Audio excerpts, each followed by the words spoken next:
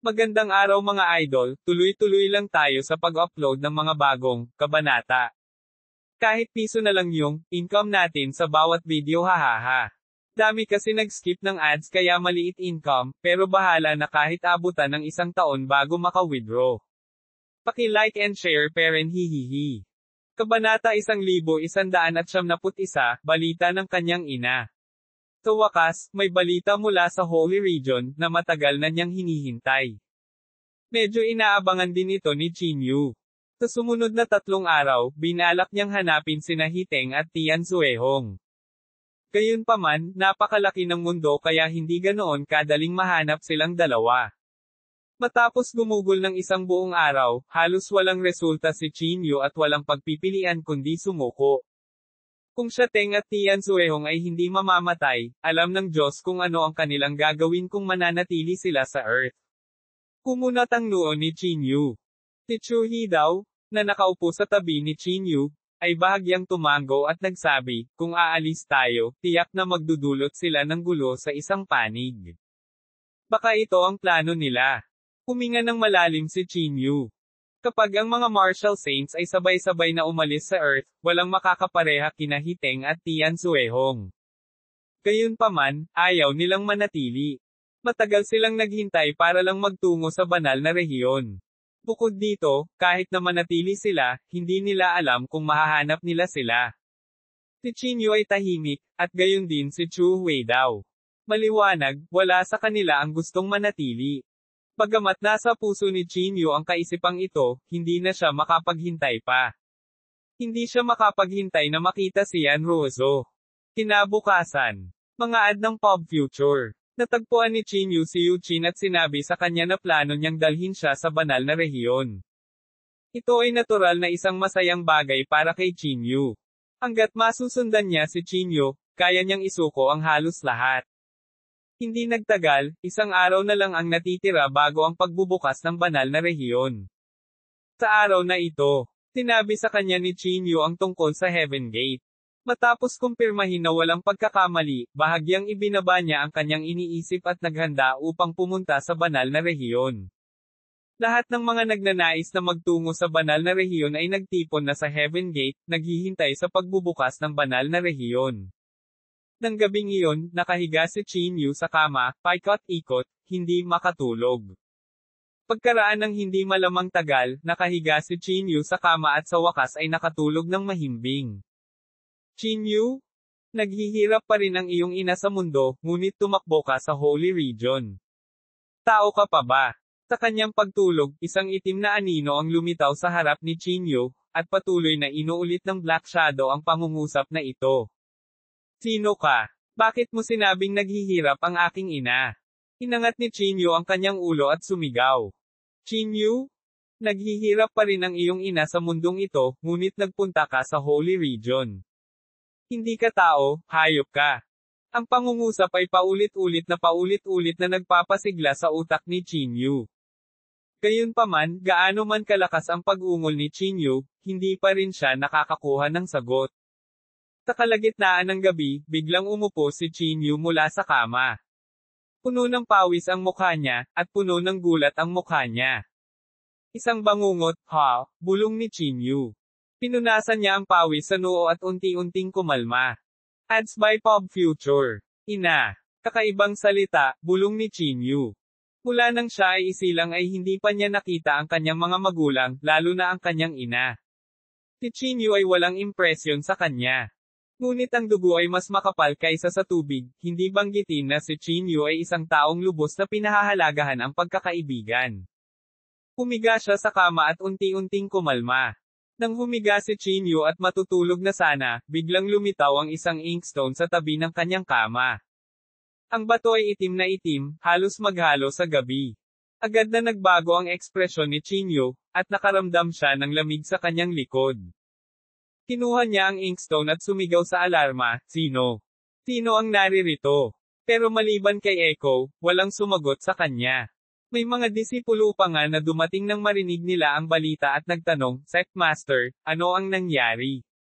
Pinunasan ni Chinyu ang kanyang pawis at umiling. Wala. May nakita ka bang, may nakita kang masama? Nagkatinginan ang dalawang disipulo at umiling. Tech Master, wala kaming nakitang tao sa aming patrol ngayong gabi. Dahil dito, mas lalo pang natakot si Chinyu. Tahimik siyang lumapit sa kanya. Ang antas ng paglilinang na ito ay hindi maarap. Pwede bang, na hindi ito panaginip ngayon lang? Ngunit may isang taong sumasalakay sa aking banal na sentido. Nagulat si Chinyu. Tech Master, are you alright? Pansamantalang tanong ng dalawang disipulo. Ads by Pop Future. Ikinaway ni Chinyu ang kanyang kamay at sinabing, okay lang ako. Mauna na kayo. Kung gayon, dapat kang magpahinga ng maaga. Pagkatapos nilang iwanan ang mga salitang ito, tumalikod sila at lumabas. Hinawakan niya ang inkstone, ang kanyang mukha ay madilim at hindi sigurado. At ang pangungusap na iyon sa kanyang pagtulog ay paulit-ulit na namamalagi sa kanyang isipan. Pwede bang, totoo ang pangungusap na iyon sa aking pagtulog? Napakunot ng noo si Chinyu, nakaramdam ng labis na pagkabalisa. Sa sandaling ito, ang inkstone ay biglang kumislap ng liwanag, at ang banal na pakiramdam ni Chinyu ay direktang sinipsip dito. Ang hindi mabilang na magulong eksena ay agad na sumilay sa kanyang isipan. Ang mga tagpong ito ay parang parol na dumaraan, patuloy na naglalaro sa kanyang isipan, magulo at magulo, walang humpay na sumisigaw. Sa eksena, may isang bata at magandang babae na patuloy na pinahihirapan, at sa gitna ng pahirap na pagpapahirap na ito, siya ay talagang nanganak ng isang sanggol. Ang sanggol ay mabilis na dinala ng isang tao, na wala nang walang bakas. Ang mukha ng babae ay puno ng galit at sakit, at ang mga luha ng kawalan ng pag-asa ay tumakip sa kanyang mukha. Kahit na hindi pa nakita ni Chinyu ang babaeng ito, nakaramdam siya ng kakaibang pamilyar at pamilyar. Maaari ba na siya ang aking ina? Ang batang lalaki na kanyang ipinanganak ay ako. Nanginginig ang katawan ni Chinyu, at nagsikip ang kanyang mga pupil. Mapait na nagmamakaawa ang babae, ngunit walang pumapansin sa kanya. Sa sumunod na segundo, dumyugo ng husto ang katawan ng babae. Ang pawis at mga luha sa kanyang mukha ay nagsanib, na naging sanhi ng kanyang hitsura na walang katulad na kaawa-awa. Pagkatapos, ang mas mahina niyang katawan ay itinapon sa piitan. Ang eksena sa harap niya ay naging itim. Ang banal na pakiramdam ni Chinyu ay umalis din sa inkstone. Matapos bumalik ang kanyang banal na pakiramdam sa kanyang katawan, ang mukha ni Chinyu ay natatakpan ng pawis, at ang kanyang puso ay tumitibok ng malakas. Yung taong, nanay ko ba yon? Pulong ni Chinyu sa nanginginig na boses. Ano ang naranasan niya, at nasaan na siya ngayon? Bilang tagapagtanggol ng Dao, bakit hindi siya iniligtas ng kanyang ama? Hindi na inaantok si Chinyu. Pumangon siya sa kama at nagmamadaling pumunta sa Pavilion Master's Room. Kabanata 1172. Mahirap na desisyon. Tumakbo siya hanggang sa Pavilion Master's Room. Hindi kumatok si Chinyu sa pinto at direktang itinulak ito para makapasok. Sa sandaling ito, ang Pavilion Master ay nakasandal sa kahoy na kama upang matulog. Bahagyang nakapikit ang mga mata niya at gauze robe lang ang suot niya. Gayunpaman, walang pakialam si Chinyu sa mga bagay na ito.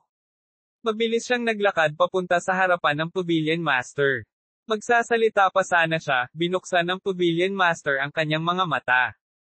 Bahagyang kumunot ang noo niya, at baka sa mga mata niya ang sama ng loob. Pagkatapos, inabot niya ang kanyang palad, at isang mahabang balabal ang bumagsak sa kanyang katawan. Pavilion Master, may kailangan akong itanong sa iyo. Huminga ng malalim si Chinyu at sinabi. Umupo ang Pavilion Master mula sa kama at sinenyasan si Chinyu na magsalita. Hindi na makapaghintay si Chinyu na magtanong, kilala mo ba ang aking ina? Nasaan siya? Ano ang nangyari sa kanya? Mayroon ka bang litrato niya? Ang pangungusap na ito ay nagulat sa Pavilion Master. Nagtataka siyang tumingin kay Chinyu at naguguluhan na nagtanong, bakit mo ito biglang naitanong? Hindi nang ahas si Chinyu na itago ito at sinabi sa Pavilion Master kung ano ang nangyari sa kanya. Hindi itinago ni Chinyu ang eksena sa inkstone. Matapos marinig ito, naging pangit ang mukha ng Pavilion Master. Hindi siya nagsalita ng mahabang panahon, na lalong nagpabalisa kay Chinyu. Ads by Pop Future. Pavilion Master, ano ba talaga ang nangyayari? Ang babaeng nakita ko sa Inkstone ay my mother. Nag-aalalang tanong ni Chinyu. Bahagyang napabuntong hininga ang Pavilion Master. Tumingin siya kay Chinyu at sinabing, ikinalulungkot kong sabihin sa iyo na totoo ito. Dahil dito, ang ekspresyon ni Chinyu ay nagbago ng husto, at ang kanyang mga emosyon ay lubhang komplikado. Kung gayon nasaan siya ngayon? Ililigtas ko siya. Ikinuyom ni Chinyu ang kanyang kamao at sinabi. At saka, sino ang gumawa nito sa aking ina? Nasaan ang aking ama? Bakit siya nakaupo nang walang ginagawa? Ibinuka ng Pavilion Master ang kanyang bibig at bumaantong hininga, ang iyong ama ay mayroon ding ilang hindi masabi na mga lihim, siya. Anong hindi masabi na mga lihim? Walang pakundangan na pinutol ni Chinyu ang mga salita ng Pavilion Master. Ganito ang Kratos sa sarili niyang babae, pero nakaupo lang siya at walang ginawa. Walang dahilan. Makasarili lang siya. Tulad ng sinabi ni Chinyu, kung ang nakaranas ng paggamot na ito ay si Yanrozo, itataya ni Chinyu ang kanyang buhay upang maghayganti. Tahimik ang Pavilion Master, na parang tama si Chinyu. Hindi ko rin alam kung nasaan ang iyong ina, sabi ng Pavilion Master pagkaraan ng ilang sandali. Hindi mo rin alam. Lalong naging pangit ang ekspresyon ni Chinyu. Naalala niya na tinanong niya si Tian Jizi ng parehong tanong, at ang sagot ni Tian Jizi ay pareho. Umupo si Chinyu sa kama, nahihiya. Mga ad ng Pop Future. Hindi niya akalain na buhay pa ang kanyang ina, lalo pa na maghihirap ito ngayon. Kung gayon, alam mo ba kung nasaan ang aking ama? Bilang isang tagapagtanggol ng Dao, tiyak na alam niya kung nasaan ang aking ina, sabi ni Chinyu sa mahinang boses. Umiling muli ang Pavilion Master. Sinubukan ko siyang hanapin noong nakaraan, ngunit sa kasamaang palad, hindi ko siya mahanap. Hindi napigilan ni Chinyu ang pag-igting ng kanyang mga ngipin, ang kanyang puso ay puno ng halo-halong damdamin. Aalis na ang antas ng santo, ngunit sa sandaling ito, nakatanggap si Chinyu ng ganoong balita. Kumalma ka, huminahon ka. Kahit na nababalisa ka ngayon, walang silbi, sabi ng Pavilion Master. Naikuyom ni Chinyu ang kanyang mga kamao at nanatiling tahimik, na parang may iniisip. Talagang pipilitin ko siyang magpakita ng sarili, malamig na sabi ni Chinyu. Pagkasabi nito, tumalikod si Chinyu at umalis. Noong nakaraang pagkakataon, noong nakikipaglaban si Chinyu sa 8 nakatataas, nagsuot siya ng itim na balabal at inutusan ang 8 nakatataas na umatras. Tapat na ito para patunayan na kapag nasa panganib si Chinyu, tiyak na magpapakita siya. Nang gabing iyon, nakaupo si Chinyu sa kanyang silid hanggang madaling araw. Napuno siya ng panghihinayang at pagkakasala. Patuloy na naglalaro sa kanyang isipan ang eksena sa Inkstone. Sa labas ng pinto, may eksenang kumakanta at sumasayaw. Mga ad ng Pop Future. Ang lahat ay tila labis na nasasabik. Chinyu? Lumabas ka at uminom, tinapik ni Zhuangteng ang pinto ni Chinyu at sumigaw. Walang sinabi si Chinyu at hindi pinansin si Zhuangteng. Chinyu, anong ginagawa mo? Gustong itulak ni Zhuangteng ang pinto at pumasok, ngunit pinigilan siya ng Pavilion Master. Si Chinyu ay hindi nakatulog ng maayos kagabi at nagpapahinga. Huwag mo siyang abalahin, sabi ng Pavilion Master. Narinig ito ni Zhuangteng at agad na tumahimik. Maya-maya, itinulak ng Pavilion Master ang pinto at pumasok.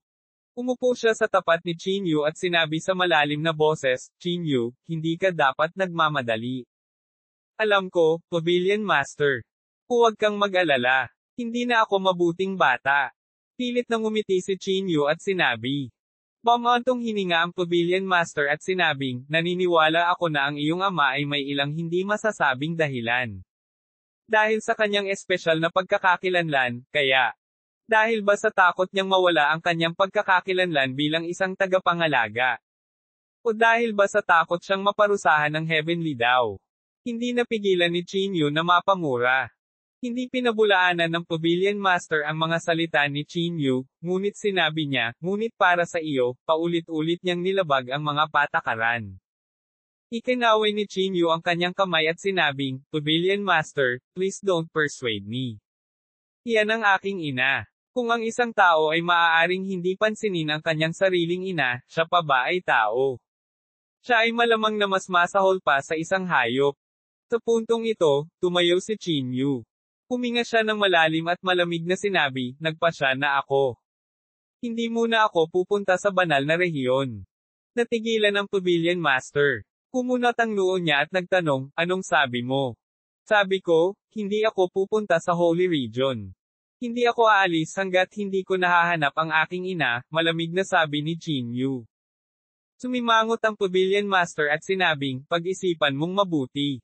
Kung hindi ka pupunta sa pagkakataong ito, hindi ko alam kung gaano katagal ka maghihintay sa susunod na pagkakataon. Bukod dito, ito ang gininto ang panahon. Bawat minuto at segundo ay magbubunga ng paglihis. Kapag pumunta ka sa banal na rehiyon, malaki ang posibilidad na maiwan ka. Gumisi si Chinyu at sinabing, hindi ako susuko sa ugnayan ng pamilya para lang sa kultibasyon. Panatilihin mong sekreto ang bagay na ito. Kailangan mo lang malaman ito sa iyong sarili, panawagan ni Chinyu.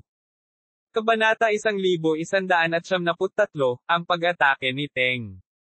Si Luyun at ang iba pa ay hindi lamang ang sekta na darating para ay extradite siya. Bukod dito, maraming paraan upang makapunta sa banal na rehiyon, kaya maaaring hindi nila kailangang umasa sa kanila. Ang dahilan kung bakit kailangang ilihim ito ng Pavilion Master ay napakasimple. Kung malalaman ng iba, nag-aalala si Chinyu na ang iba ay sumuko, tulad ni Chiang Mang at Yao Qing. Pribadong bagay ito ni Chinyu. Hindi niya maidawit ang iba dahil dito. Higit pa rito, maaaring gamitin ni Chinyu ang pagkakataong ito para bunutin si Hiteng at ang Heavenly Blood Rainbow. Pavilion Master, kung hindi pa rin ako nakarating sa Holy Region sa loob ng isang taon, mahihirapan akong sunduin ako, sabi ni Chinyu. Tumango ang Pavilion Master. Sige. Matagal na nakaupo si Chinyu sa silid bago siya bahagyang bumantong hininga. Si Chinyu ay walang karapatan na magkomento sa mga aksyon ng kanyang ama. Tapat na para sa kanya na gawin ng maayos ang sarili niyang mga bagay. Noong gabing iyon, nakahanap si Chinyu ng isang disipulo na medyo may talento. Ang disipulong ito ay tinawag na Yuzin. Inabot niya kay Yuzin ang isang itim na damit at hiniling sa kanya na magpanggap na siya ay pumunta sa banal na rehiyon. Kinabukasan, sumakay ang lahat ng karwahe at nagtungo sa unang lihim na kaharian. Handa silang tumuntong sa sinaunang array platform at tumawid sa void para pumunta sa banal na rehiyon.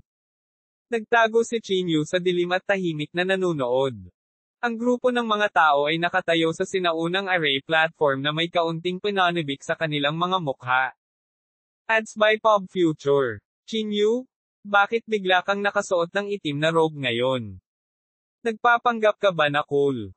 Tinapik ni Chiang Mang si Yuzin at pabirong sinabi. Si Yuzin ay walang lakas ng loob na magsabi ng kahit ano. Natatakot siyang malantad siya kapag nagsalita siya. Buti na lang at pumagit na ang Pavilion Master sa gilid, ayaw niyang may makakita sa maputing buhok niya. Sige, huwag ka nang magtanong. Umiling si Chiang Mang at hindi na nagsalita pa. Ang grupo ng mga tao ay nakatayo sa sinaunang array platform, labis na nasa sabik.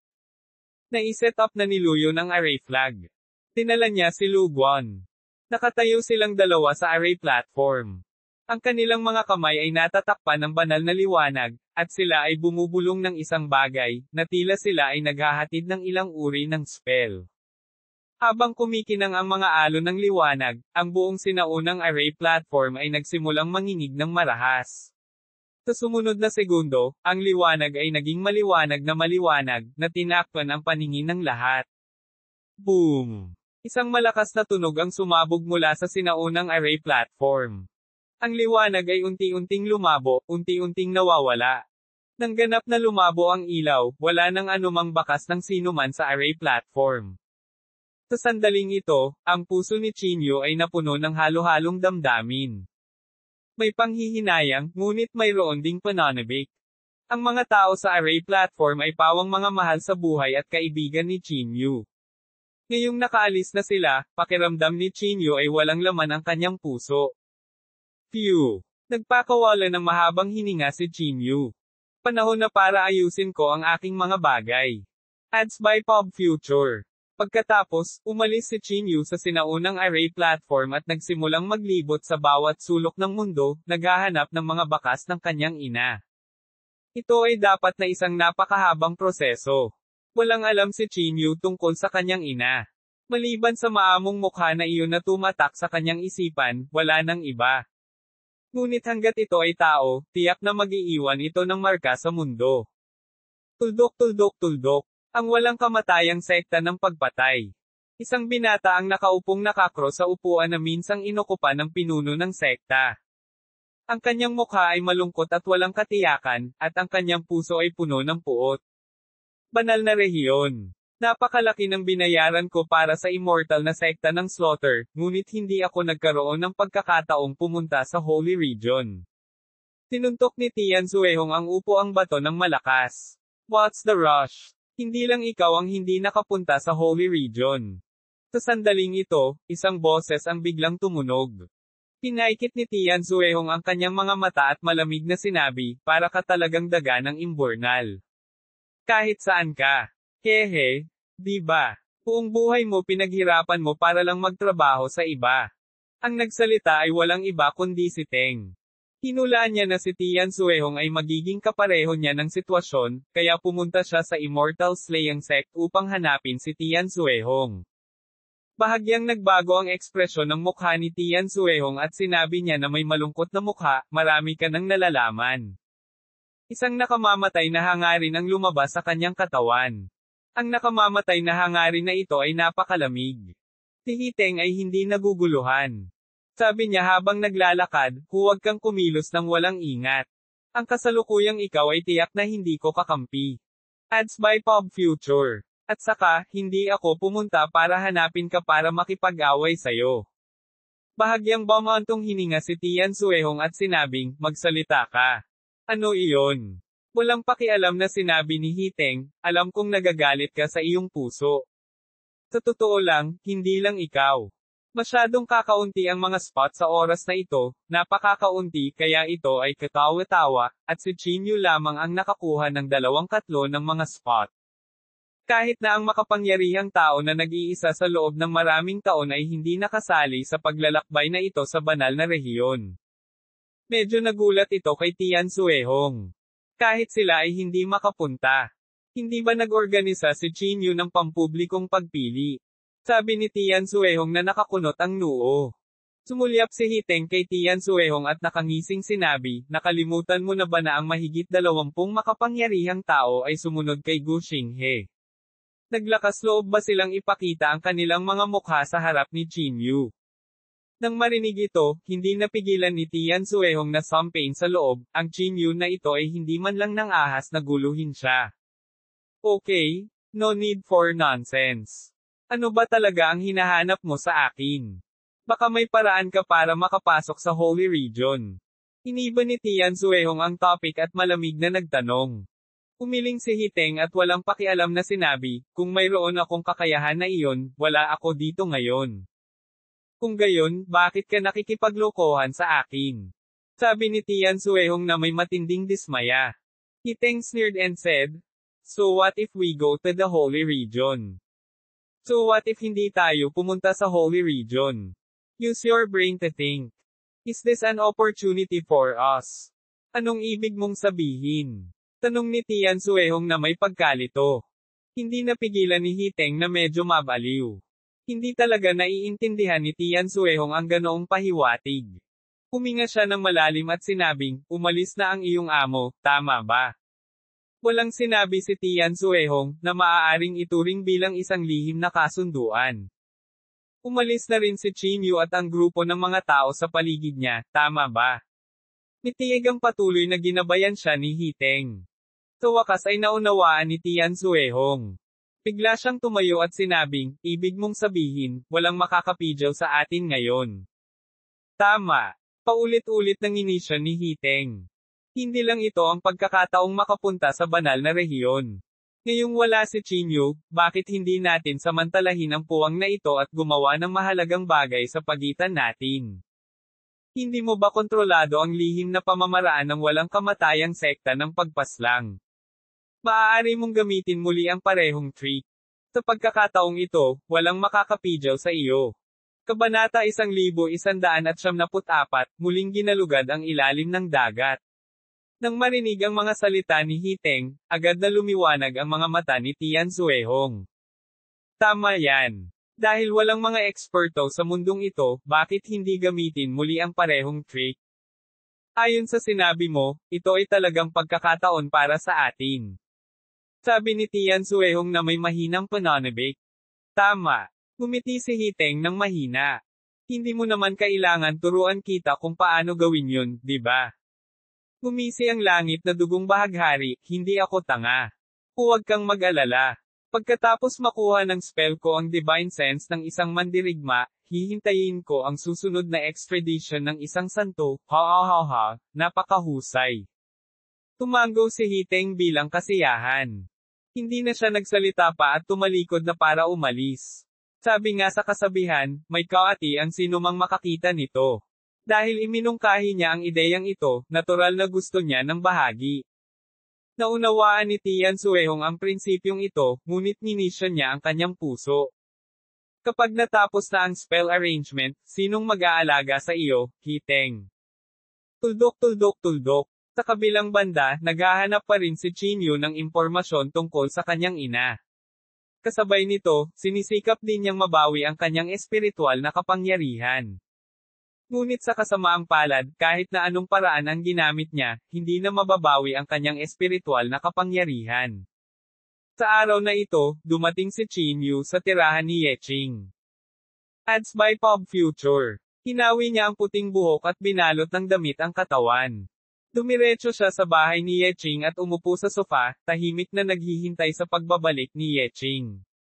Pasado 10:00 na ng gabi nang hilahin ni Yeching ang kanyang pagod na katawan pauwi. Dahil si Chinyu ay nawala ang kanyang espiritual na kapangyarihan, hindi niya makuha ang kanyang panloob na chi. Pagkapasok ni Yeching sa bahay, hindi niya napansin na may nakaupo sa sofa. Commander Ye. Ang biglaang boses ni Chinyu ay labis na natakot kay Ching kaya't siya ay sumuray-suray. Nagmamadali niyang binuksan ang ilaw at tumingin sa lalaking nasa sofa. Ikaw si Chinyu. Nang tanggalin ni Chinyu ang kanyang sombrero, nanlaki ang mga mata ni Yeching. Mabilis siyang naglakad papunta kay Chinyu at kumunat ang noo, hindi ka ba pumunta sa Holy Region? Bakit ka nandito? Ikinaway ni Chinyu ang kanyang kamay. Hindi ako pumunta. Mayroon akong hindi natapos na gawain. Sana ay sekreto ni Commander Ye Kenit para sa akin. Nang marinig ito, hindi napigilan ni Yeching na bahagyang sumimangot, na para bang may iniisip siya. Nakita ni Chinyu ang mga pagdududa ni Yeching at sinabing walang pakialam, huwag kang mag-alala. Hindi ako interesado sa kapangyarihan sa mundong ito. Hindi itinuloy ni Yeching ang paksang ito, ngunit malinaw na gumaan ang loob niya. Sa kasalukuyang lakas ni Chinyu, walang makakapidyaw sa kanya. Maging ang isang bansa ay kailangang magbayad ng malaking halaga. Pumunta ka sa akin ng gabing-gabi, sa tingin ko ay may gagawin ka. Nagsindi ng sigarilyo si Yeching at sumandal sa sofa. Kinilala ni Chinyu at naglabas ng isang larawan. Ads by Pop Future. Ito ay larawan ni Zushu Yasheng. Ito ay isang larawan na natagpuan ni Chinyu ng maraming pintor na iguguhit at nasiyahan. Ang tao sa portrait ay walang iba kundi ang babaeng nakita ni Chinyu sa inkstone. Pakiusap tulungan mo akong imbestigahan ang taong ito, Commander Ye. Itinulak ni Chinyu ang larawan kay Yeching. Tiningnan siya ni Yeching mula taas baba at kumunat ang noo. Sino ang taong ito? Matagal na natahimik si Chinyu at hindi sumagot. Nang makita ito, hindi nagpatuloy si Yeching sa pagtatanong. Huminga siya ng malalim at patuloy na nagtanong, mayroon ka bang anumang impormasyon? Halimbawa, ang petsa ng kapanganakan, lokasyon, edad, at iba pa. Umiling si Chinyu at sinabing, hindi, alam ko lang na 31 taon na ang nakakaraan, nanganak siya ng isang batang lalaki. Maliban doon, wala na akong ibang alam. Kung ganoon, natatakot ako na mahirap mag-imbestiga, sabi ni Yeching na nakakunot ang noo. Kung hindi ito mahirap, hindi ko sana abalahin si Commander Ye, mahinahong sabi ni Chinyu. Nag-isip sandali si Yeching, pagkatapos ay tumango. Bigyan mo ako ng ilang araw. Maraming salamat. Ikinulong ni Chinyu ang kanyang mga kamay. Habang nabubuhay siya sa mundong ito, siguradong may maiiwan pang bakas. Si Chinyu ay matatag na naniniwala sa bagay na ito. Walang nakakaalam kung kailan darating ang mga tao sa banal na rehiyon, kaya walang gaanong oras si Chinyu upang aksayahin. Sa tulong ni Yeching, naging mas simple ang bagay na ito. Kaya naman, sa mga sumunod na araw, binalak ni Chinyu na pumunta sa mundo sa ilalim ng dagat upang tuklasin. Ads by Pop Future. Bagamat hindi siya makapunta sa Holy Region, nakahanap si Chinyu ng maraming mga banal na lugar para sa paglilinang sa kasalukuyang mundo. Halimbawa, ang mundo sa ilalim ng dagat, o ang libingan sa Holy Mausoleum. Nang gabing iyon, dumating si Chinyu sa isang tabing dagat. Kaunti lang ang mga tao dito, at ang simoy ng hangin ay nakakapanghina. Huminga ng malalim si Chinyu. Sinubukan niyang pakilusan ang espiritual na kapangyarihan sa kanyang katawan, ngunit sa kasamaang palad, nabigo siya. Talaga bang nawala ang aking espiritual na kapangyarihan ng ganoon lang? Huminga ng malalim si Chinyu. Ayon kay Luguan, malamang na kailangan niyang gumamit ng sigla para mabawi ang dating chi bago siya makabalik sa dati niyang estado. Bahagyang kinuyam ni Chinyu ang kanyang kamao at naramdaman ang malawak na kapangyarihan na nagmumula sa kanyang pangunahing katawan. Ang kapangyarihan ng kanyang pisikal na katawan lamang ay malamang na hindi mas mahina kaysa sa anumang martial saint sa mundo. Ang tibay naman ng kanyang pisikal na katawan, mas nakakakilabot. Kahit na ang isang makapangyarihang katawan ay hindi maihahambing dito. Bago ako magtungo sa banal na rehiyon, marahil ay maaari kong subukang pinuhin ang siyam na transformation golden pill at pagbutihin muli ang fighting word formula, naisip ni Chinyu sa kanyang sarili. Sa pagkakataong iyon, kahit na hindi siya umasa sa kanyang espiritual na enerhiya, hindi maraming tao ang makakapareha ni Chinyu. Dahan-dahan siyang lumubog sa dagat at bumaril patungo sa ilalim ng dagat. Habang lumulubog ang kanyang katawan, muling kumalat ang presyon sa ilalim ng dagat. Ang katawan ni Chinyu ay nagbuga ng mahinang gintong liwanag. Ang ginintoang liwanag na ito ay tila inilalabas ng katawan ni Chinyu, at ito ay ganap na sumama sa kanyang katawan. Hindi nagtagal, lumubog na si Chinyu hanggang 10,000 metro sa ibaba. Sa sandaling ito, ang nakapalibot na presyon ng tubig ay madaling durugan ang bakal. Gayunpaman, sa pagharap sa presyon ng tubig na ito, maliban sa pakiramdam ng mahinang presyon, si Chinyu ay hindi nakakaramdam ng anumang kakulangan sa ginhawa. Ang takip siling chi na ito ay napabuti muli ang aking pisikal na katawan. Kahit na walang tulong ng berdeng kahoy na tunay na katawan at ang fighting word formula, ang aking pisikal na katawan ay nalampasan ang anumang solidong material sa mundong ito, naisip ni Chinyu sa kanyang sarili. Hindi lamang iyon, ang katawan ni Chinyu ay napuno din ng napakalawak na kapangyarihan.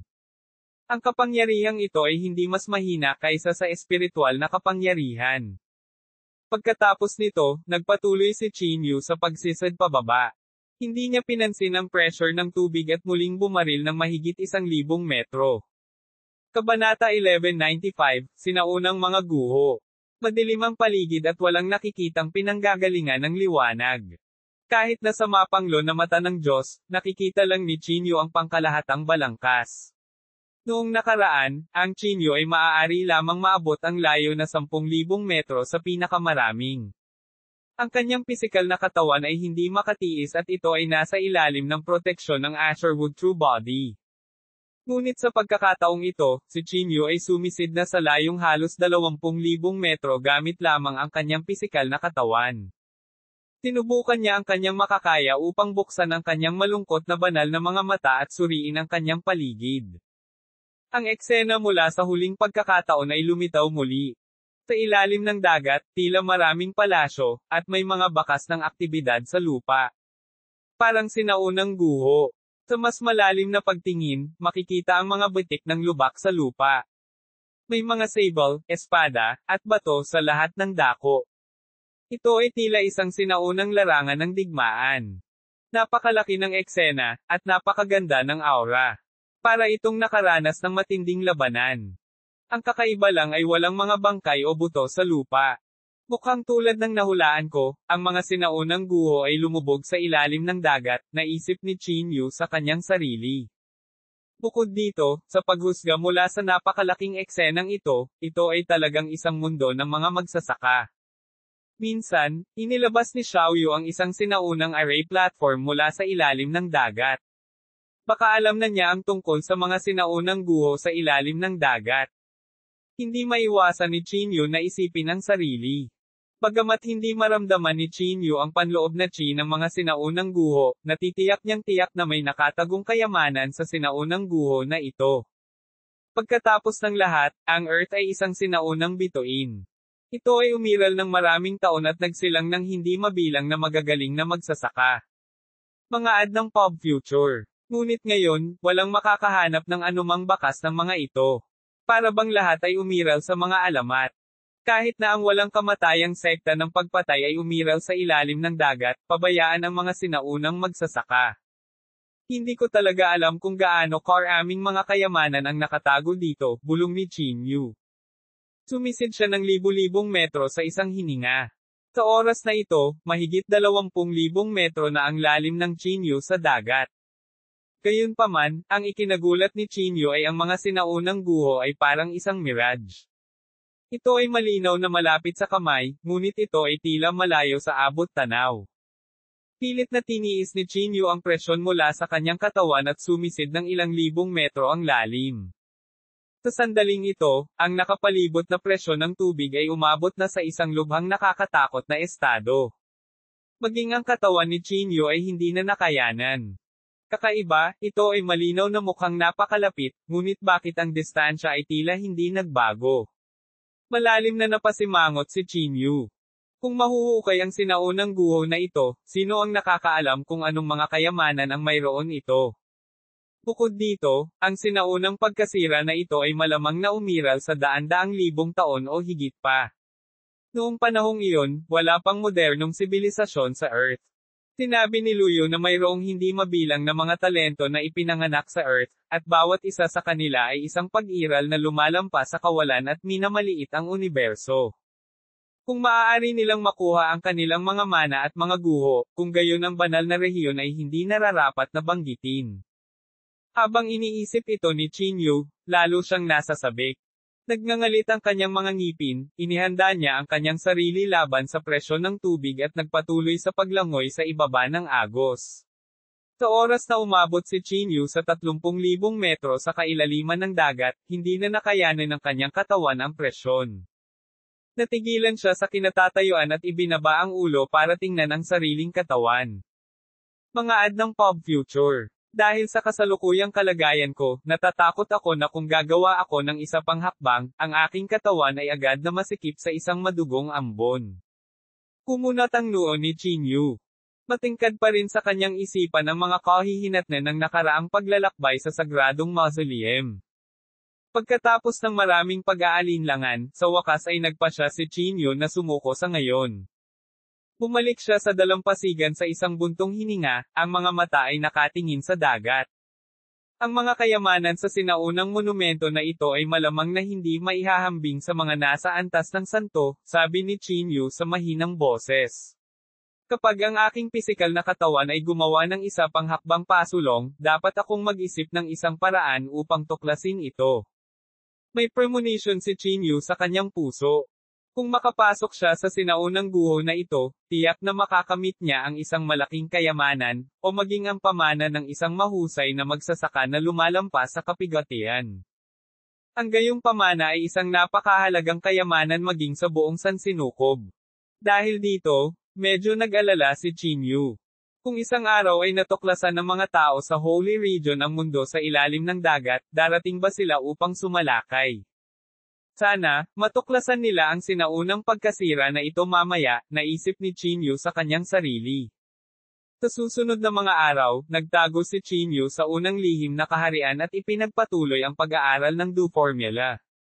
Kahit na ang kasalukuyang Chin Yu ay hindi nagamit ang kanyang espiritual na enerhiya, ang Du Formula ay hindi lamang magpapataas ng kanyang espiritual na enerhiya, ngunit ang kanyang pisikal na katawan ay tataas din. Dahil hindi niya nagagamit ang kanyang espiritual na enerhiya ngayon, maaari lamang niyang pandayin ang kanyang pisikal na katawan sa limitasyon. Sa loob ng ilang araw, hindi umalis si Qin Yu sa unang lihim na kaharian. Mga ad ng pop future. Sa kabilang panig, sinusubukan din ni Ye Qing ang kanyang makakaya upang maghanap ng impormasyon na may kaugnayan sa ina ni Qin Yu. Pagkalipas ng 5 araw, si Qin Yu, na nag-aaral ng ika-6 na antas ng Dao Character Manual, ay biglang nakatanggap ng tawag mula kay Ye Qing. Dali-dali niyang kinuha ang kanyang telepono at nagtanong, "Commander Ye, mayroon bang balita?" Si Ye Qing sa kabilang linya ay umungol at nagsabi, "Nakahanap kami ng impormasyon na may kaugnayan sa babaeng ito. Maaari kang pumunta sa Jingdu Military District para kunin ito. Masyadong maraming tao sa distrito ng militar. Pupunta ako sa bahay mo para kunin ito ngayong gabi," sabi ni Qin Yu. Nag-isip sandali si Ye Qing at sinabing, "Sige, I'll see you tonight." Ibinaba ni Qin Yu ang telepono at huminga ng malalim. Ang kanyang puso ay labis na hindi napanatag. Sa ganitong estado, malamang na imposibleng magpatuloy sa pag-unawa. Nilisan lang niya ang unang lihim na kaharian at maagang nakarating sa bahay ni Ye Qing. Tuldok. Sa sandaling ito, sa isang isla, si Hiteng, na nakasuot ng itim na roba, ay nasa likod ng kanyang mga kamay habang nakatingin sa 12-dosenang tao sa kanyang harapan. Ang 12-dosenang mga taong ito ay walang iba kundi ang Reclusive Almighty Realm. "Speak. What business do you have with us?" Tanong ng isang makapangyarihang tao sa malamig na boses. Sinabi ni Hiteng na may mahinang ngiti, "Plano kong mag-imbite ng ilang nakatatanda na samahan ako sa isang malaking plano ng mga bagay-bagay. Grand scheme of things. Maliban sa pagpasok sa banal na rehiyon, anong engranding plano ang pag-uusapan?" Isang makapangyarihang figure ang nanunuya. Ikinaway ni Hiteng ang kanyang daliri at sinabing may mahinang ngiti, "Hindi ba gusto ninyong lahat na maging numero 1 sekta sa mundo, ang pinuno ng buong mundo ng martial arts?" Hahaha, childish. Title lang na walang laman. Anong silbi? Isang makapangyarihang figure ang nanunuya. Kung sino ang interesado ay mananatili. Anyway, hindi ako interesado. Aalis muna ako. May isang makapangyarihang figure na tumalikod at aalis na sana. Mukhang inaasahan na ito ni Hiteng, walang pakialam na sinabi niya, "Nakalimutan na ba ninyong lahat kung bakit nakakuha ng kota si Qin Yu sa pagkakataong ito? Dahil ang gate ng langit niya ang numero 1 sekta sa mundo. Hindi ba gusto ninyong lahat na makakuha ng kota ng maaga sa susunod na magtungo kayo sa Holy Region?" Sa sandaling sinabi ang mga salitang ito, ang maraming makapangyarihang tao na orihinal na nagplanong umalis ay mabilis na tumigil sa kanilang mga landas. Kabanata 1176, naghahanap ng impormasyon tungkol sa kanilang ina. Lumingon silang lahat at tumingin kay Hiteng, tila sang-ayon sa sinabi ni Hiteng. Inilagay ni Hiteng ang kanyang mga kamay sa kanyang likuran, walang pakialam niyang sinabi, "Mayroong 30 pwesto noong nakaraan, sino ang makakagarantiya kung ilan ang magkakaroon sa susunod? Hindi mo ba nais na samantalahin ang pagkakataon sa iyong sariling mga kamay? Sa oras na ito, hindi ka ba marunong makipagsiksikan para mainaitan?" Ang maraming makapangyarihang mga figure ay natahimik, na parang pakiramdam nila na ang mga salita ni Hiteng ay medyo makatwiran. "Anong gusto mong gawin?" Tanong ng isa. Malamig na sinabi ni Hiteng, "Sa kasalukuyang panahon, iilan lang sa atin ang kayang lampasan ang lahat ng bagay sa mundo. Walang sino man ang makakapareha natin. Hanggat itinataas natin ang ating mga braso at ikinakaway sila, ano ang binibilang ng Heaven Gate? Hehe, hindi mo kami ginagamit para hayaan kang umangat sa taas, di ba?" Gumisi ang isang makapangyarihang figure. Ikinaway ni Hiteng ang kanyang kamay at sinabing, "Lahat ng ginawa ko ay para sa kapakanan ng paghakbang sa banal na rehiyon. Kung magtatatag tayo ng isang sekta, tiyak na pantay-pantay ang pakikitungo natin sa isa't isa at sama-sama nating kontrolin ang sekta." Tila medyo naantig ang lahat. Napakaraming taon na nilang hinihintay ang pagkakataong ito. Nang papasok na sila sa Holy Region, natalo sila ni Qin Yu. "Sige, sabihin mo sa akin kung ano ang gusto mong gawin." May nakompromiso. Tumango si Hiteng bilang kasiyahan at sinabing, mula bukas, magtatatag tayo ng bagong sekta. Magpapadala ako ng mga tao na magbabantay sa 18 array platform. Hanggat may tumawid sa kawalan at darating, tayo ang unang makakaalam ng balita. Tungkol sa tiyak na oras, ipapaalam ko sa iyo muli. Mangyaring maghintay ng matyaga. Nang makitang hindi na kailangang magbayad ng anuman, tumango ang maraming makapangyarihang tao at sumang-ayon. Pagkaalis nila, ang paos na boses na iyon ay umalingaw-ngaw sa isip ni Hiteng. Sinusubukan mo bang pumasok sa Holy Region, o sinusubukan mong samantalahin ang pagkakataon na masiyahan ang kahungkagan sa iyong puso? Bahagyang nanunuya ang boses na iyon. Nagbago ang ekspresyon ng mukha ni Hiteng, at malamig niyang sinabi, "Shut up." Ads by Pop Future. Hehe, hindi maganda yung feeling na nakasuppress ka sa paanang matagal, di ba? Nang makitang umalis si Chinyo, gusto mo rin bang magkaroon ng numero 1 adiksayon sa mundo? Wala talagang tigre sa bundok, tinatawag ng unggoy ang sarili niyang hari. Dahil sa mga salitang ito, namula ang mukha ni Teng. Dahil sa iisang katawan ng dalawa, natural na nababasa nila ang iniisip ng isa't isa. Hindi napigilan ni Hiteng ang pag-igting ng kanyang mga ngipin at malamig na sinabi, paano kung oo, paano kung hindi? An undeserved reputation can make you so crazy. Hehe, how inferior are you in your heart? Hindi man lang naitago ang pangungutya na iyon. Ngumisi siya, oo, pero kulang pa ang alam mo. Bago ako umalis sa Earth, gusto kong umani ng isang alon ng ani. Gusto kong gamitin ang lahat ng aking mga mapagkukunan sa maximum. Sa tingin mo ba gusto ko silang dalhin sa banal na rehiyon? Mangarap ka. Kapag nakumpleto na ang sikretong pamamaraan ng Skyblood Rainbow, sasagutin ko silang lahat. Puno ng kasamaan ang mukha ni Hiteng. Matagal nang medyo abnormal ang kanyang estado ng pag-iisip. Tuldok. Sa gabi, matagal na naghintay si Chinyu sa bahay ni Yeching. Kasabay nito, kinuha ni Yeching ang dokumento at umuwi. Hindi siya nagulat sa hitsura ni Chinyu. Sa halip, naglakad siya sa tapat ng Chinyu at tahimik na nagsindi ng sigarilyo. Pagkatapos, hinagis ni Yeching ang isang dokumento kay Chinyu at sinabing, ito ang pinakamaraming impormasyon na mahahanap natin. Ads by Pop Future. Nagmamadaling kinuha ni Chinyu ang dokumento at balisang binuksan ito. Napakakapal ng dokumento. Itinala nito ang pangunahing impormasyon ng babaeng iyon, kabilang ang kanyang mababang punto ng kapanganakan at karanasan sa buhay. Tinitigan ng maigi ni Chinyu ang dokumento, natatakot na mawala ng isang salita.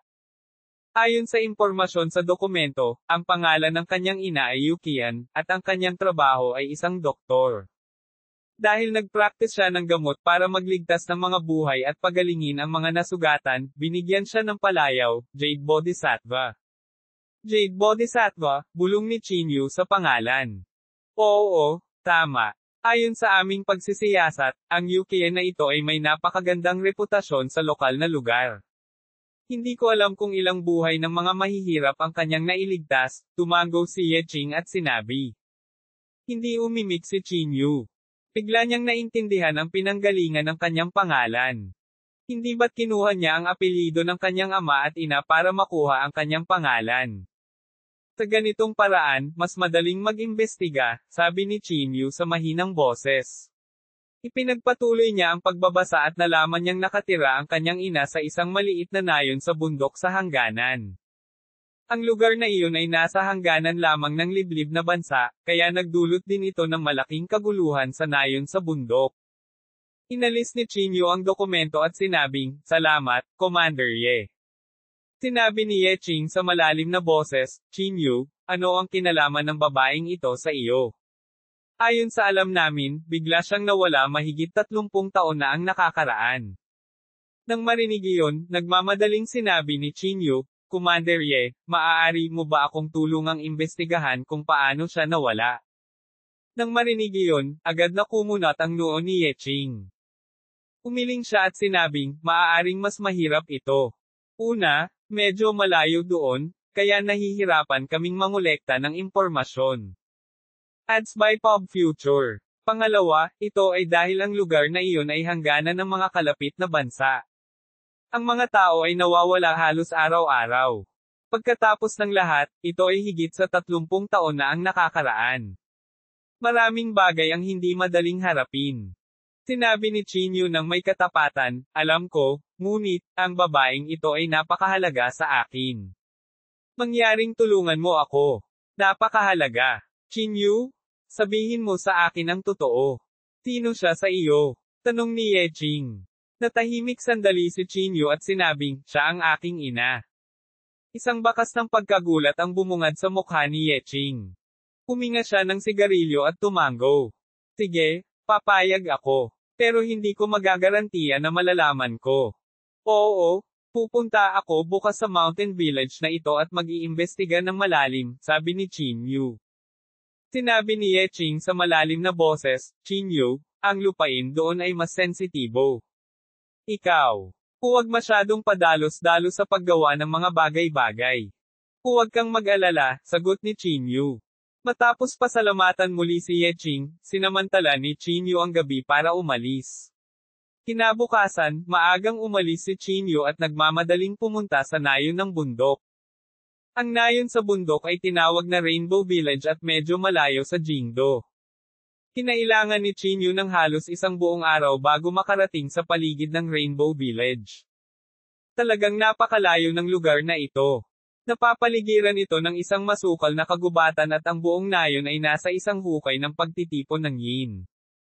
Ayon sa eksenang nakita ni Chin Yu sa Inkstone, ang kanyang ina ay dinala ng ilang lalaking nakasuot ng itim na damit. Ito ay sapat na upang patunayan na ang taong kumuha sa kanya ay tiyak na hindi isang ordinaryong tao.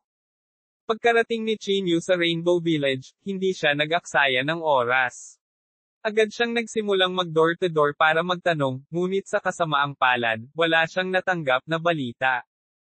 Kung tutuusin, 30 taon na ang nakalipas. Kahit na medyo sikat ang kanyang ina noon, matagal na siyang kinalimutan. Nang malapit nang sumuko si Chin Yu, natagpuan ng isang babae sa edad na 50 si Chin Yu.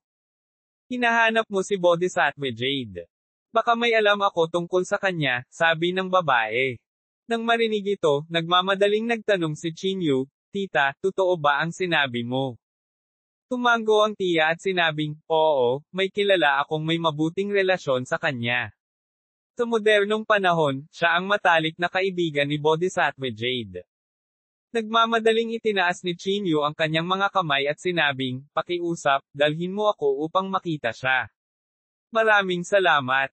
Kabanata 1197 ay isa pang sinaunang array platform. Hindi na nag-aksaya pa ng oras ang babae. Agad niyang dinala si Chin Yu sa kanyang best friend.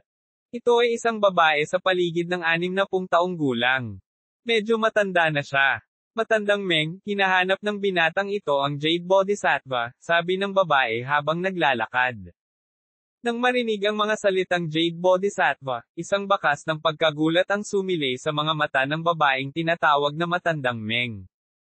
Pinalaki niya si Chin Yu at nagulat na sinabi, ikaw, kamukha mo si Jade Bodhisattva. Halos pareho kayo ng amag. Nakita ni Chin Yu ang larawan ng kanyang ina at talagang kamukha niya ang kanyang sarili.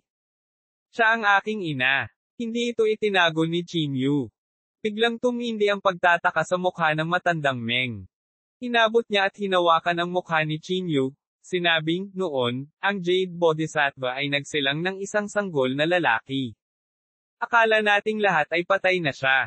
Hindi ko inaasahan na, lumaki ka na. Nagmamadaling sinabi ni Chin Yu, Tita, alam mo ba kung saan nagpunta ang aking ina? Inilabas ng matandang Meng ang kanyang tubo ng tabako. Bumantong hininga siya at sinabing, mahabang kwento. Noon, ang iyong ina ay isang sikat na bulaklak ng nayon sa nayon. Siya ay maganda at mabait, kaya siya ay pinangalan ng Jade Buddha. Maya-maya, may isang binata mula sa ibang nayon ang dumating sa aming baryo. Napakagwapo at matangkad. Hindi nagtagal, nahulog ang loob niya sa iyong ina. Ngayong naisip ko, ang binatang iyon ang dapat na maging ama mo. Bahagyang tumango si Chin Yu at hinintay siyang magpatuloy. Ngunit sa di malamang dahilan, isang araw, biglang umalis ang iyong ama nang walang paalam. Sa ilang sandali, kumalat ang tsismis sa Nayon. Ads by Pop Future. Sa Nayon, ang pinaka-nakakatakot ay ang mga tsismis. Sa panahong iyon, ang iyong ina ay umiyak buong araw, at ang kanyang likod ay halos mabali. Nang marinig ito, ang ekspresyon ni Chinyu ay naging mas hindi magandang tingnan. Sa isang sandali, kinasusuklaman pa niya ang kanyang ama. Iniwan ang kanyang asawa at mga anak ng ganoon, wala siyang pakiramdam ng responsibilidad. Mula noon, naging misteryoso ang iyong ina. May mga nagsabi na siya ay sinapian, habang ang iba ay nagsabi na siya ay nagkasakit ng malubha dahil sa sobrang lungkot, patuloy ng matandang Meng. Hanggang isang araw, iyon ay isang gabi ng kulog at kidlat. Biglang, may ilang taong nakaitim na damit ang dumating sa aming Nayon. Nagbago ang ekspresyon ni Chinyu. Nagmamadali siyang tumingin kay Old Meng, naghihintay na magpatuloy ito. Noon, araw-araw akong nakikitulog sa nanay mo para ay comfort siya, pero dahil sa sobrang takot, hindi ako naglakas loob na magsabi ng kahit ano noong araw na kinuha ang nanay mo. Sumunod na lang ako sa likod ng palihim. Mamantong hininga ang matandang Meng, tila sinisisi niya ang sarili. Nagmamadaling sinabi ni Chinyu, "Tita, hindi mo kasalanan. Kailangan mo lang sabihin sa akin kung saan siya dinala ng mga taong iyon." Ibinuko ng matandang Meng ang kanyang bibig at mamantong hininga. "Baka hindi ka maniwala sa akin kung sasabihin ko sa iyo. Nakita ko ang mga taong iyon na biglang nawala kasama ang iyong ina sa aking sariling mga mata." Nawala. Kumunat ang noo ni Chinyu. Mamantong hininga ang matandang Meng at sinabing, "Nagkaroon ako ng reaksyon sa Nayon, ngunit hindi ito pinaniwalaan ng Nayon. Akala nila ay nagsasalita ako ng walang kaparerekon, at pagkatapos ay unti-unting lumubog ang bagay." Natahimik sandali si Chinyu at sinabing, "Tita, saan sila nawala? Naaalala mo ba? Naaalala ko ang lugar na iyon sa lahat ng oras. Nasa likod ng Nayon," sabi ni Old Meng. Mabilis na yumuko si Chinyu at nagsabi, "Pakiusap, dalhin mo ako upang tingnan." Walang gaanong sinabi ang matandang Meng. Dahan-dahan siyang bumangon at inilabas si Chinyu sa bahay. Dumaan silang dalawa sa Nayon at nakarating sa likod ng Nayon. Isa itong tigang na lupain, at ang lupa ay puno ng mga damo. Tinala ni matandang Meng si Chinyu sa isang tumpok ng mga damo at tumigil. Ads by Pop Future. Itinuro niya ang mga damo sa kanyang harapan at sinabing, "Matagal na. Ang lugar na ito lang ang naaalala ko." Walang sinabi si Chinyu. Mabilis siyang naglakad at itinulak ang mga damo gamit ang kanyang mga kamay. Sa ilalim ng mga damo, mayroong isang sinaunang yugto ng pagbuo. Paano ito posible? Agad na nagbago ang ekspresyon ni Chinyu. Yugto ng sinaunang pagbuo. Sa madaling salita, ginamit nila ang sinaunang array platform para umalis sa lugar na ito. Hindi kaya, ang kanyang ina ay dinala sa antas ng santo. Ginamit ni Chinyu ang kanyang kamay para hawakan ang array platform, para lang makita na may nakaukit na mga komplikadong karakter. Ang mga karakter na ito ay lubhang kakaiba, at hindi maintindihan ni Chinyu ang isa sa kanila. Ang mga watawat na nakalagay sa paligid nito ay matagal ng punit-punit at halos masira na. "Tita, sigurado ka bang nawala ang nanay ko sa lokasyong ito?" Lumingon si Chinyu para tingnan si Old Meng. Tumango ang matandang Meng at sinabing, "Naaalala ko ito ng malinaw. Ito ang lugar." Huminga ng malalim si Chinyu. Bigla niyang naintindihan kung bakit hindi mahanap ni Tian Jizi ang kinaroroonan ng kanyang ina. Isa lang ang dahilan, at iyon ay ang kanyang ina ay wala sa planetang ito. Hindi tama iyon. Hinaplos ni Chinyu ang kanyang baba. Dahil wala na siya sa planetang ito, ano ang kahulugan ng panaginip noong araw na iyon? Sinasadyang pigilan si Chinyu na pumunta sa antas ng santo. At sino ang taong naghatid ng Inkstone? Hindi mo ari ni Chinyu. Ang lahat ng mga pahiwatig ay tila naputol sa sandaling ito. Ads by Pop Future. Umupo si Chinyu sa platform, nagmumuni-muni ng mahabang panahon. Habang iniisip niya iyon ay parang estranghero ang nararamdaman niya. Ang mundong ito ay tila hindi kasing simple ng kanyang inaakala. Akala niya ay siya na ang numero unong tao sa mundo, ngunit may isang taong nakapagpadala ng tahimik kay Chinyu ng Inkstone at inilagay ito sa kanyang unan. Sapat na ito para patunayan na ang taong gumawa nito ay mas makapangyarihan kaysa kay Jinyu. Hindi tama. Ang larawan sa inkstone ay malinaw na nagpapakita ng ina na nakakulong sa isang piitan, mahinang ungol ni Jinyu. Tumingin siya kay Old Meng at sinabi sa malalim na boses, maaaring nagsisinungaling ang matandang Meng. O marahil, hindi ba ito ang sinaunang array platform na patungo sa Holy Region? F***6. Pakiramdam ni Jinyu ay parang saisubog na ang kanyang ulo. Hindi mabilang na mga tanong ang nagtagal sa isipan ni Jinyu. Siguro mali ang nakita ko. Ikinumpas ng matandang Meng ang kanyang kamay. Mabilis na umiling si Jinyu at sinabing, hindi, totoo ang nakita mo. Napabuntong hininga ang matandang Meng. Magsasalita pa sana siya, biglang nakakita si Jinyu ng mahinang liwanag na sumisikat mula sa malayo. Bahagyang kumunat ang noo ni Jinyu. Dahan-dahan siyang tumayo at tumingin sa liwanag na haligi sa di kalayuan. Ito ay, ang spell ng Sky Blood Rainbow. Agad na nagbago ang ekspresyon ni Jinyu. Ang Sky Blood Rainbow ay aktwal na muling na-activate ang spell ng Immortal Slaying Sect. Tita, salamat sa tulong mo. May mga bagay pa akong dapat ayusin, kaya alis muna ako, nagmamadaling sabi ni Jinyu. Nag-iwan siya ng pera para sa matandang Meng at nagmamadaling bumalik. Pagkaalis ni Jinyu, mabilis na nagdilim ang ekspresyon ng matandang Meng. Wala na siyang kahit katiting na pagkabulok mula noon. Sa halip, napalitan ito ng hindi maipaliwanag na lamig. Kinuha ni Old Meng ang kanyang cellphone at nag-dial ng numero. Narito ang anak ng Jade Bodhisattva, malamig na sabi ng matandang Meng. Oh! Mahahanap talaga ng anak niya ang lugar na ito. Isang nagulat na boses ang nagmula sa kabilang dulo. Oo, ngunit huwag kang mag-alala. Tinuri ko na. Walang pagbabago sa espiritual na enerhiya sa katawan ng batang ito, walang pakialam na sabi ni Old Meng. Mabuti iyan. Dahil anak siya ng Jade Bodhisattva, tiyak na magulo rin ang katawan niya. Dalhin mo siya rito kapag may pagkakataon ka, sabi ng kabilang dulo.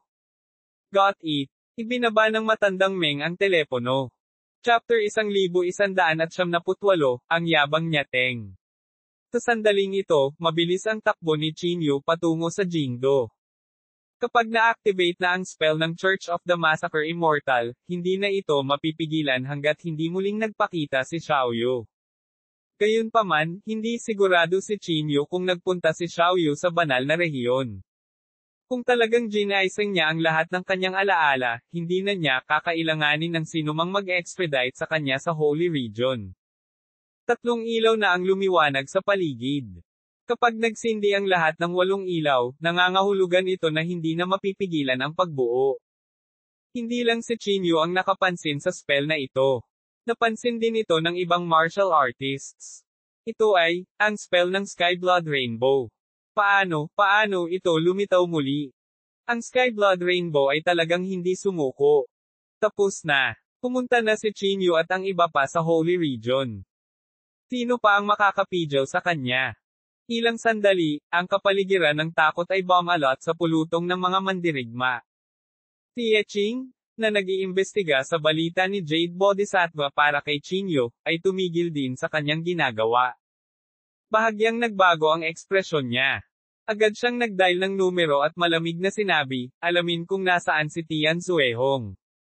Magdala ka agad ng ilang tao para pigilan siya. Oo. Malapit sa Heaven Gate, nakatayo doon sina Hiteng, Tian Zuehong, at ang 20 higit na makapangyarihang eksperto. Talagang mabilis silang nag-set up sa pagkakataong ito. Tumingin si Hiteng kay Tian Zuehong na may pagtataka. Ads by Pop Future. Bahagyang ngumiti si Tian Zuehong at sinabing, hindi na kailangang sakupin ang ganoong kalaking lugar sa pagkakataong ito.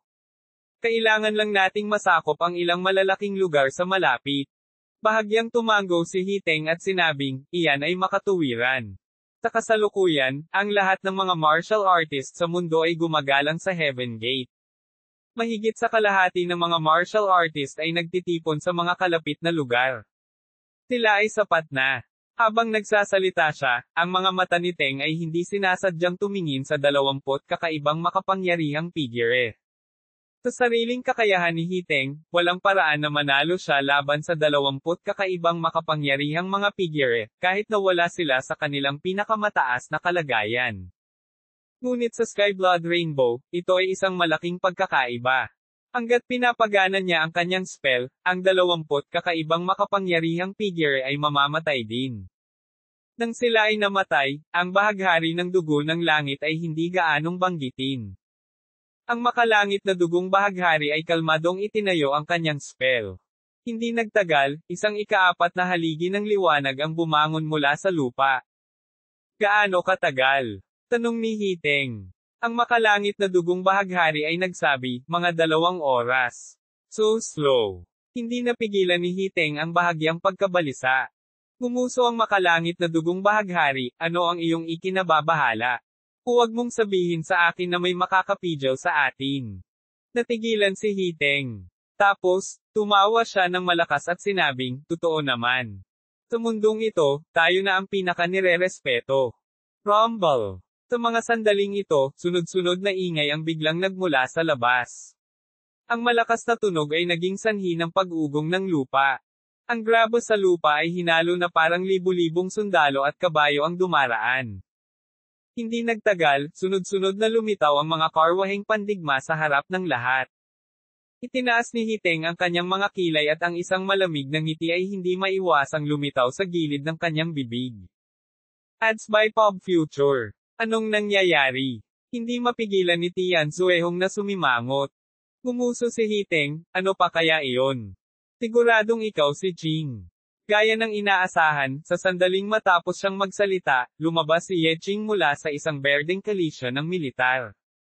Malamig niyang tiningnan si Hiteng at ang iba pa at sumigaw, itigil mo ang ginagawa mo ngayon, o huwag mo akong sisihin sa pagiging bastos. Iwan mo ito sa akin, sabi niya kay Tian Zuehong. Pagkatapos, hakbang-hakbang siyang naglakad patungo kay Ye Ching. Commander Ye, bakit ka nandito? Bakit ka nagkakagulo? Nakangiting sabi ni Hiteng. Sinabi ni Ye Ching na may malamig na mukha, ayokong makipag-usap sa iyo nang walang kaparerekan. Itigil mo na ang iyong spell. Walang pakialam na sinabi ni Hiteng, ang spell na ito ay nakatarget lamang sa mga martial artist at walang kinalaman sa mga ordinaryong tao. Sa tapat, ito ay usapin ng martial arts world. Ano ang kinalaman nito sa iyo? Masungit.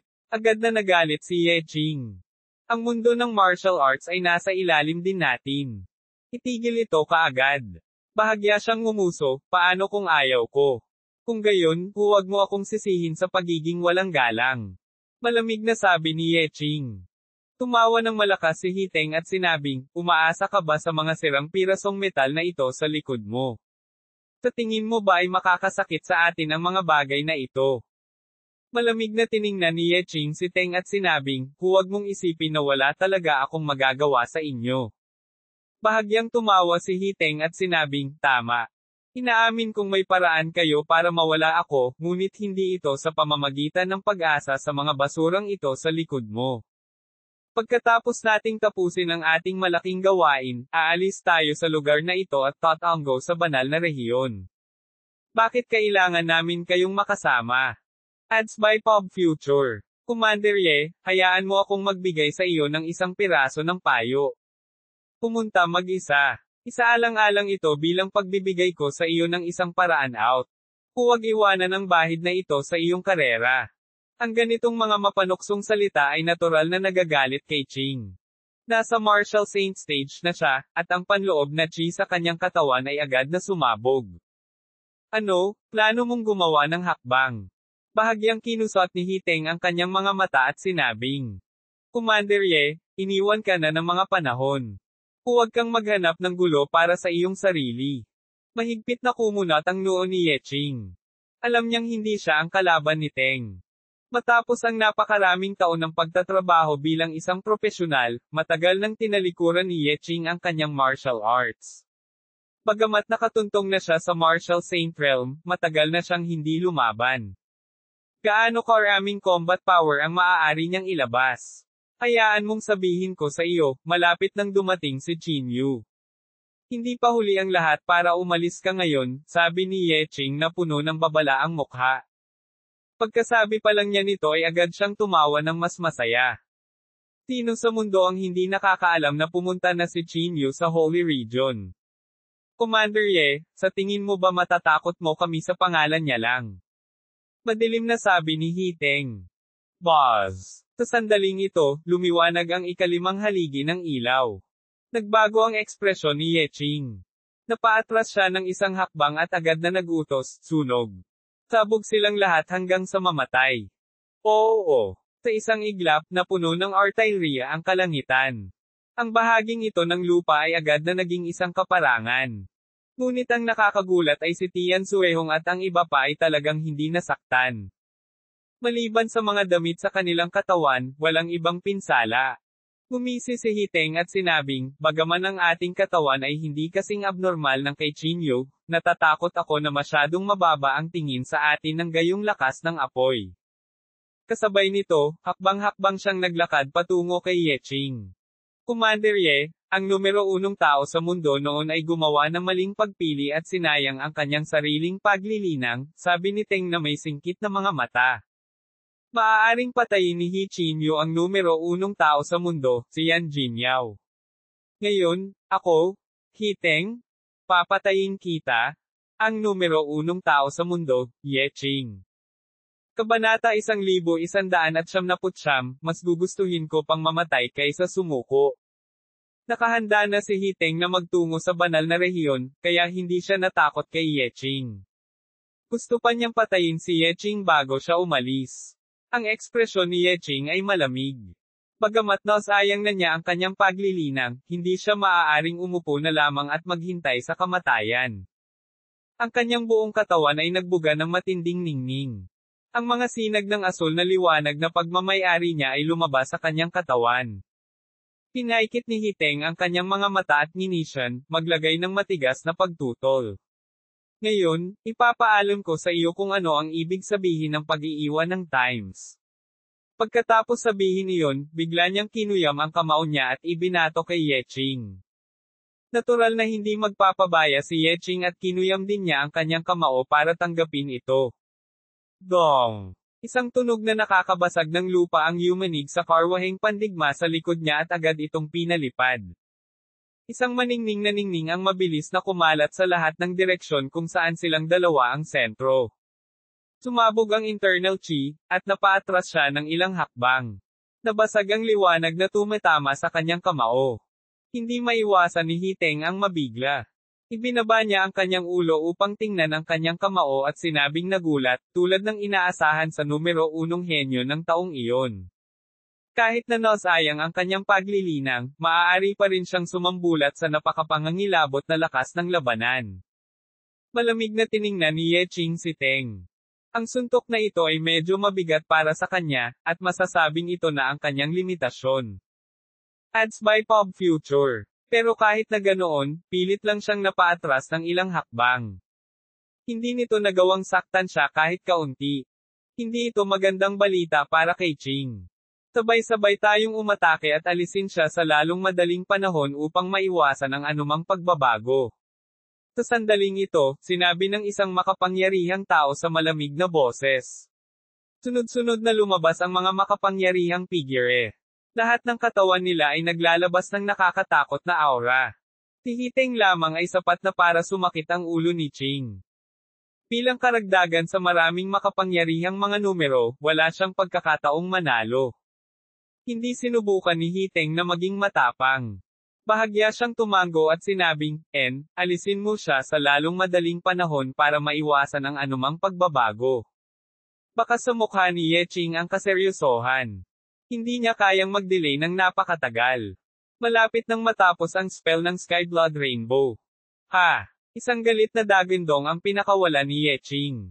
Ang kanyang damit ay agad na nabasag, na nagpapakita ng kanyang malalakas na kalamnan. Ang mga sinag ng liwanag na parang mga dragon ay nananatili sa kanyang katawan. Ang spell na ito ay ang sikat na spell ni Ye Qing, ang Nine Dragons Divine Art. Sinasabi na ang spell na ito ay nilikha ni Ye Qing mismo sa pamamagitan ng pagsasama-sama ng 100 spells. Kahit si Jiang Xia noon ay natalo ng spell na ito sa isang galaw. Syempre nung mga oras na yon, nag-sparring lang silang dalawa. Kung ginamit ni Jiang ang battle formula, halos walang pagkakataon si Ye Qing na manalo. Sa pagtingin sa pamamaraan na ginamit ni Ye Qing, isang bakas ng pagkagulat ang bumungad sa mga mukha ng lahat. Hindi simple ang batang ito, madilim na sabi ng isang elder. Bakit hindi ka sumama sa sekta ko? Dadalhin ka namin sa banal na rehiyon at susanayin ka ng mabuti. Siguradong magiging isang makapangyarihang mandirigma ka. Ads by Pop Future. Si Ye Qing ay isang taong may malakas na pakiramdam ng hustisya. Kung hindi niya haamon ang iba't ibang aristokratikong pamilya ng Jingdo noon. Gumisi siya at sinabing, nakipagsanib puwersa sa mga walang hiyang tao. Pakiramdam ko ay mababa ito sa iyong dignidad. Anak na dilaw ang bibig, anong yabang na salita. Tumikim ang isang makapangyarihang figure. Bigla niyang itinaas ang kanyang kamay at hinaampas si Ye Qing. Ang makapangyarihang figure ay maaaring bumuo ng mga seal sa pamamagitan lamang ng isang pagtaas ng kanyang kamay. Ang mas nakakatakot ay ang kanilang control sa mga spatial spell ay higit na nakahihigit kaysa sa isang martial saint. Ang maitim na dilaw na palm print na iyon ay dumaan sa kawalan at nakarating sa katawan ni Ye Qing sa isang kisap mata. Klang! Isang nakakatakot na tunog ang sumabog. Ang maitim na dilaw na palad na iyon ay parang puddle ng dilaw na putik na tumatakip sa katawan ni Ye Qing. Samantala, ipinalibot ni Ye Qing ang siyam na dragon na banal na dragon. Maraming parang buhay na divine dragon ang umikot sa kanyang katawan. Parang may sariling kamalayan, madali nilang natunaw ang hampas ng palad na ito. Ha! Kasunod yun, nagpakawala si Ye Qing ng isang paputok na sigaw habang bigla niyang ikinuyom ang kanyang kamao at ibinaba iyon. Ang siyam na dragon na banal na sining ay sumunod, at isang kabuoang siyam na golden divine dragon ang umungal sa kalangitan habang ang kamao ni Ye Qing ay sumabog. Ang suntok na ito ay parang bahaghari na tumatagos sa araw, at parang gintong kulay na bubog na bumubuhos, dumiretso sa almighty expert na iyon. Overestimating yourself. Malamig na tumawa ang makapangyarihang ekspertong iyon. Itinaas niya ang kanyang palad, at sa isang bahagyang kurot, ang piraso ng walang laman ay talagang direktang na-distort at na-deform. Ang suntok ni Ye Qing ay madaling natunaw. Ads by Pop Future. Pilasan mo siya, paalala niya. Huwag kang mag-alala. Mabilis na kumilos ang isang makapangyarihang buhay, direktang tinatakan ang espasyo kung saan matatagpuan si Ye Qing. Void Explosion Technique. Umuungal ang malakas na pag-iral na iyon. Ang espasyo kung saan matatagpuan si Ye Qing ay tila na puno ng mga bomba habang ang mga daloy ng maningning na liwanag ay sumabog. Umakyat ang alikabok at usok sa lahat ng direksyon. Parang gumuho ang kawalan. Sa oras na nawala ang liwanag, ang katawan ni Ye Qing ay natatakpan na ng mga sugat. Isa-isang nalantad ang kanyang mga buto, at lumabas ang mga bakas ng dugo sa mga sulok ng kanyang bibig. Oh, hindi talaga siya namatay. Bahagyang nabigla ang makapangyarihang ekspertong iyon. Si Ye Qing ay walang abnormal na pisikal na katawan tulad ni Changmang o Qin Yu. Para sa kanya na makamit ang ganoong anta sa isang ordinaryong katawan ay talagang nakakagulat. Ang mas nakakagulat pa ay hindi nabawasan kahit katiting ang hangarin ni Ye Qing sa labanan. Ang kanyang aura ay parang isang malawak na karagatan, walang katapusan na kumukulong. Siya ay talagang nakakagulat na ordinaryong tao. Sabi ng makapangyarihang figure na iyon na may mahinang ngiti. Sa sandaling ito, si Ye Qing ay nagpakawala ng galit na dagindong, na direktang sinira ang spatial sealing technique na ito. Lumakad siya pasulong na parang dragon at tigre, nagkusa na umahan patungo sa makapangyarihang figurang iyon. Hindi mo alam kung patay ka o buhay. Ang makapangyarihang figure na iyon ay puno rin ng layuning pumatay. Naging malamig ang ekspresyon niya habang nakataas ang dalawang kamay. Mabilis na nagtipon si internal chi sa pagitan ng kanyang mga kamay. Sa sumunod na segundo, purong espiritual na kapangyarihan ang bumaril mula sa kanyang mga palad. Ito ay walang kapantay na kakilakilabot. Kahit na ang Nine Dragons Divine Technique ni Ye Qing ay hindi gaanong mahalaga sa sandaling ito. Ang kanyang katawan ay agad na bumaril pabalik, at isang malaking duguan na butas ang lumitaw sa kanyang kaliwang dibdib. Nabasag na ang kapirasong buto na iyon. Ang panloob na chi ni Yeching ay nagsimulang masiraan ng loob, ngunit tumayo pa rin siya mula sa lupa. Nang makita ito ni Teng, hindi niya napigil ang mapaungol, pareho talaga kayo ni Chinyu. Hindi nakakagulat na ang unang Chinyu ay binansagan na Little Yeching. Sa ganitong talento, sayang ang mamatay ng ganito. Bakit mo ginagawa ito? Sabi ng isang makapangyarihang figure na may mahinang ngiti. Hindi pinansin ni Yeching ang mga sugat sa kanyang katawan, na parang hindi niya alam ang sakit. Malamig niyang sinabi, dahil nakaupo ako sa posisyong ito, kailangan kong pasanin ang kaukulang responsibilidad. Kahit na mamatay ako sa labanan ngayon, hindi ako atras kahit kalahating hakbang. Ang lumaban ng mag-isa laban sa mga nangungunang tao sa mundo, kahanga-hanga. Ang ika-1200 na kabanata, hindi malulupig na banal na kapangyarihan. Buzz! Sa sandaling ito, ang ika-5 haligi ng liwanag ay bumangon na mula sa lupa. Bagamat hindi masyadong malawak ang lugar na sakop ng haligi ng liwanag na ito, kapag natapos na ito, tiyak na magdadala ito ng labis na kakilakilabot na kahihinatnan. Nagnganga ang mga ngipin ni Yeching. Gusto niyang laktawan ang lahat at dumiretso sa Sky Blood Rainbow. Gayunpaman, paano niya mabibigyan ng pagkakataon si Teng at ang iba pa? Sa isang iglap, 10,000 spell ang nagbure sa langit at tumakip sa lupa, na ikinagulat ni Ching hanggang sa puntong siya ay patuloy na umangat. Sa ilalim ng spell na ito, hindi na makayanan ng 9 na dragon na sining ni Yeching. Nagsimulang lumabo ang liwanag, at pagkatapos ay lumiit ito hanggang sa tuluyang mawala. Bang! Nang matapos siya, mabangis na bumaril si Yeching. Saglit, sino ang nakakaalam kung ilang bato sa bundok ang kanyang tinakbo at nabasag bago niya tuluyang napatitag ang kanyang mga yapak. Bush! Sumabog ang figure ni Hiteng at sinunggaban si Yeching. Hinawakan niya si Yeching sa kanyang kamay at malamig na sinabi, Diyos ng digmaan. Bullshit lang iyon. Ibinuka ni Yeching ang kanyang bibig at may gustong sabihin, ngunit wala na siyang lakas. Sa kabilang side, mabilis na tumakbo si Chinyu. Kung walang espiritual na enerhiya, maaari lamang siyang umasa sa transportasyon. Habang nasa daan, napakabilis ni Chinyu, at hindi nagtagal ay nakarating siya malapit sa Heaven Gate. Ads by Pop Future. Bahagyang ipinikit niya ang kanyang mga mata at pinakawalan ang kanyang divine sense, na tinakpan ang kanyang paligid. Sumunod din ang mapanglo na banal na mata. Sa lalong madaling panahon, nakalok si Chinyu sa posisyon ni Hiteng at ng iba pa.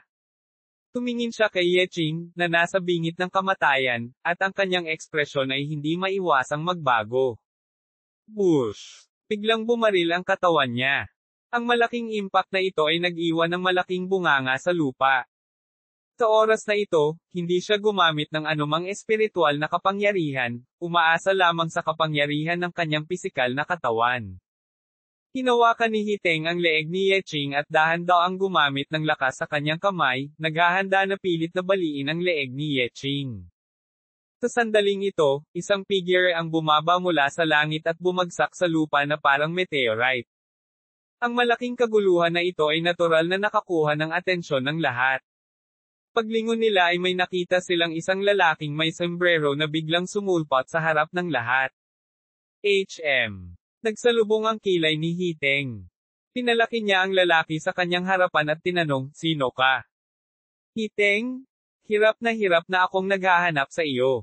Kayong grupo ng mga mababang buhay ay talagang nagsama-sama muli. Ang malamig na boses ni Chinyu ay pumasok sa tenga ng lahat. Malaking pagbabago ang ekspresyon ni Hiteng.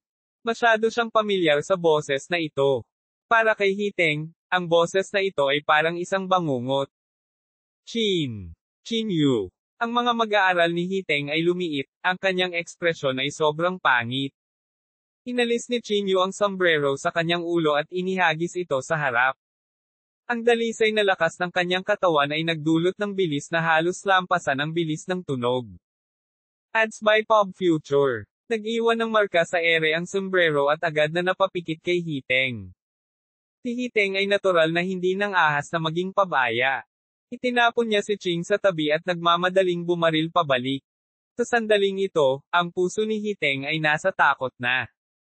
Hindi niya maisip kung bakit biglang susulpot dito si Chinyu gayong nasa saint level na siya. Ang paghinga ni Hiteng ay sobrang irregular. Kahit sino ay makikita ang kanyang pagkataranta. Ikaw, hindi ka man lang pumunta sa banal na rehiyon. Medyo natatakot na sabi ni Hiteng. Ngumisi si Chinyu, kung nagpunta ako sa banal na rehiyon, paano ko kayo napigilan dito ngayon? Tumigil dito. Isang tao ang nakapalibot sa mahigit 20 tao. At mayroong higit sa 20 makapangyarihang figure sa kanila. Masyadong mayabang ang mga salitang ito. Ano ba ang kinatatakutan mo sa kanya? Isa lang siyang tao. Matatalo niya ba tayo? Isang makapangyarihang figure ang nanunuya. Tama. Sa ngayon, siya, si Chinyu, ay isang tao lamang. Hindi man lang siya karapat-dapat na banggitin. Ang dahilan kung bakit hindi kami nakapunta sa banal na rehiyon ay dahil sa batang ito. Naisip ko lang na maghayganti sa kanya. Malamig na inilibot ni Chinyu ang kanyang tingin sa lahat at minisyon, base lang sa isang grupo ng mga basurang tulad mo. Noong pinapatay ko ang sekta ng Tian, nagtago rin kayo sa mga anino para sumilip, tama ba? Paano kung kami, paano kung hindi? Hindi namin pag-uusapan ang tungkol sa mga tuntuning moral sa iyo. Ang isang malakas na pag-iral ay nanunuya. Tama. Kung ang dalawa ng US ay sabay-sabay na umatake, ang pagpatay sa iyo ay parang pagpatay ng aso. Tihiteng lang ang nanatiling tahimik. Ads by Pop Future. Napakalinaw sa kanyang puso na ang lakas ni Chinyu ay mas nakakatakot kaysa sa inaakala niya. Noon, nakuha ni Gu Xinghe ang lakas ng 8 makapangyarihang figure, at sa huli, natalo siya kay Chinyu. Bukod dito, ang 8 makapangyarihang figure na iyon ay hindi reclusive mighty figure, ngunit ordinaryong peak mighty figure. Lahat, mangyaring magsanib puwersa at alisin siya. Malakas na sigaw ni Hiteng. Pinapaypayan niya ang apoy sa gilid, ngunit ayaw niyang kumilos. Matagal ko nang gustong maranasan ito. Lumapit ang isang makapangyarihang figure at itinaas ang kanyang kamay, gamit ang void art mula kanina. Tinatakan niya si Chinyu sa loob ng isang makitid na espasyo, pagkatapos ay muli niyang ginamit ang Void Explosion Art. Boom! Agad na sumabog ang Space Chinyu. Natakpan ng usok ang paningin ng lahat. Ngunit nang kumalat ang usok, nagbago ang ekspresyon ng makapangyarihang ekspertong iyon. Ang mga damit sa katawan ni Chinyu ay napunit na nagpapakita ng kanyang malajade na pisikal na katawan.